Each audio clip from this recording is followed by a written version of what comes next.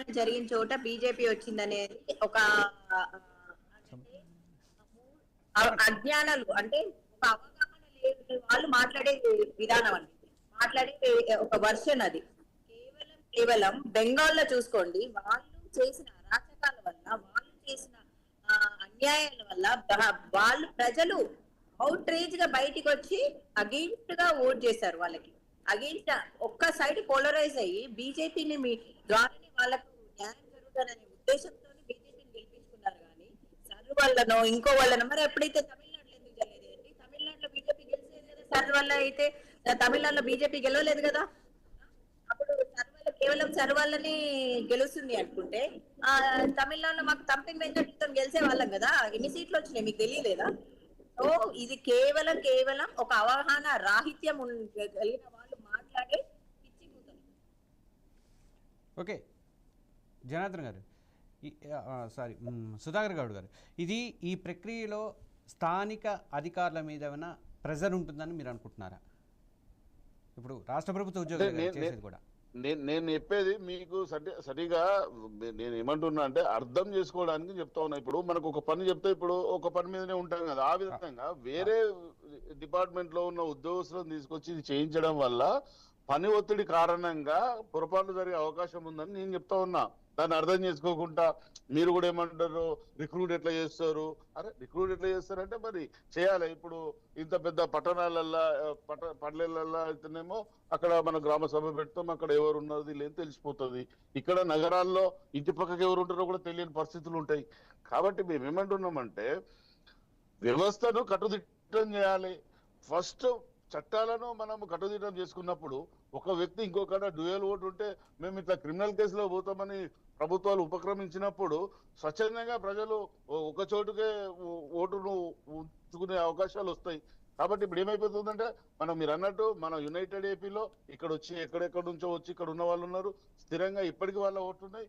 మొన్న Jubilee hills ఎన్నికల్లో మేము ఇక్కడ యూసఫ్గూడలో చూస్తే ఒక దాదాపు ఆ పోలీస్ ఫస్ట్ బెటాలియన్ లో 1300 ఓట్లు ఇంకా వాళ్ళు వేరే ప్రాంతంలో పనిచేసిన వాళ్ళ ఓట్లు ఇక్కడ ఉన్నాయి. నేను అనేది అది. దీన్ని తీసేయడానికి ఎన్నికల సంఘం ఉపక్రమించాలి. ఇంతసేపు ప్రతిపక్షాలను అది కాదు, అందరి అభిప్రాయాలను పరిగణలో తీసుకొని ఎన్నికల సంఘం కానివ్వండి, కేంద్ర ప్రభుత్వం కానివ్వండి, రాష్ట్ర ప్రభుత్వం కానివ్వండి, మొత్తం అన్ని పార్టీలను, అన్ని రాజకీయ పార్టీలను, అన్ని ప్రజా సంఘాలను పిలిచి వాళ్ళందరితో ఒక సమావేశం ఏర్పాటు చేసి ఆ సమావేశంలో వచ్చిన ఫీడ్బ్యాక్ ఆధారంగా చేస్తే ముందుకు పోతే బాగుంటుంది. ఎందుకంటే ఇది మన దేశ అంతర్గత సమస్య, ఇది దేశ అంతర్గత భద్రతకు సంబంధించిన సమస్య. కాబట్టి మన పౌరులకు నష్టం కలగకుండా ఒక్క ఓటును కట్టుదిట్టం చేయాలని నేను మొదటి నుంచి చెప్తా ఉన్నా ఈ యొక్క డిబేట్ లో. దీన్ని చేయడంలో ఎవరికేం అభ్యంతరం లేదు కదా. నా ఓటు ఎక్కడో ఒక చోటు ఉండాలి.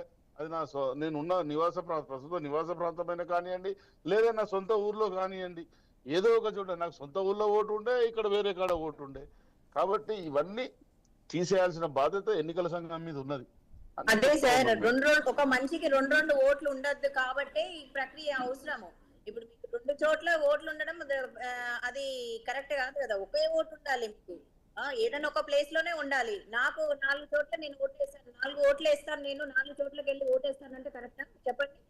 అది సుధాకర్ గారు కూడా దాన్ని యాక్సెప్ట్ చేయట్లేదు. సుధాకర్ గారు ఉద్దేశం ఏంటంటే అవి తీసేయాలని అంటారు, కానీ దీనికి ఒక పరిష్కారం అయితే ఒకటి ఉంది కదండి.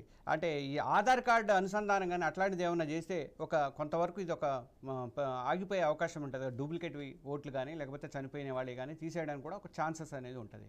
ఆ ప్రక్రియ అనేది జరగట్లేదు. ఇంకోటి ఏంటంటే సుధాకర్ గారు అన్నట్టుగా మొత్తం సిబ్బందిని ఎన్నికల కమిషన్స్ తమ సిబ్బందిని పెట్టుకోవటం అనేది అసాధ్యము. అది అసలు దాంట్లో వేరే ఇదే లేదు. మీరేమంటారు సమత గారు?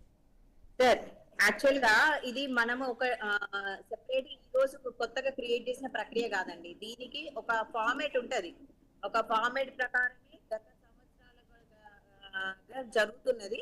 అదే విధంగా జరుగుతుంది. దాంట్లో ఇప్పుడున్న ప్రభుత్వం కానీ, స్టేట్ గవర్నమెంట్ కానీ, సెంట్రల్ గవర్నమెంట్ కానీ ఇంటర్ఫియర్ చేసి ఈ ఎలక్షన్ కమిషన్ ఇట్లే చేయాలి, అట్లే చేయాలి, దీనిలో సవరణలు ఇవి తీసుకురండి, అవి తీసుకురండి అని చెప్పడానికి లేదు.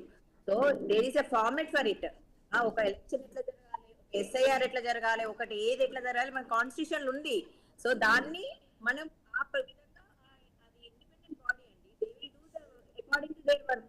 ఇప్పుడు మీ పని నేను చెప్తే మారుతుందా చెప్పండి? సో మీ ఒక యాంకర్ గానో ఒక ఛానల్ గానో మీకు ఒక పద్ధతి ఉంటది. ఆ పద్ధతి ప్రకారం అట్లనే ఎలక్షన్ కమిషన్ కి ఒక పద్ధతి ఉంటుంది, స్టేట్ గవర్నమెంట్ కి ఒక పద్ధతి ఉంటుంది, సెంట్రల్ గవర్నమెంట్ కి ఒక పద్ధతి ఉంటుంది. ఆ పరిధులు ఉంటాయి. సో ఆ పరిధి అనుసరంగానే ఆ ఓకే. పద్ధతి ప్రకారమే చేయాల్సి వస్తుంది. ఓకేనండి. అంటే మనం అందరం ఊహించి